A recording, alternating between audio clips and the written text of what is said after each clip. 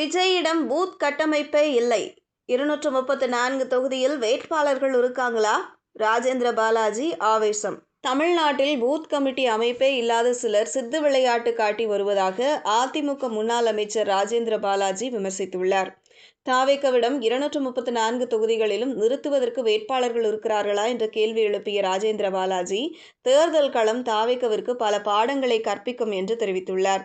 சட்டசபை தேர்தலுக்கு இன்னும் சில மாதங்கள் மட்டுமே இருக்கும் நிலையில் தாவேக தலைவர் விஜயை அதிமுக அட்டாக் செய்ய தொடங்கியிருக்கிறது. KP முனுசாமி, திண்டுக்கல் ஸ்ரீனிவாசன் உள்ளிட்டோர் விமர்சித்து வந்தாலும் எடப்பாடி பழனிசாமி கடந்த சில மாதங்கள் வரை அமைதி காத்து வந்தார்.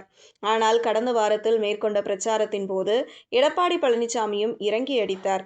விஜயின் பெயரை சொல்லாமல் எடப்பாடி பழனிசாமி விமர்சித்த நிலையில் செல்லூர் ராஜு நேரடியாகவே அட்டாக் செய்தார்.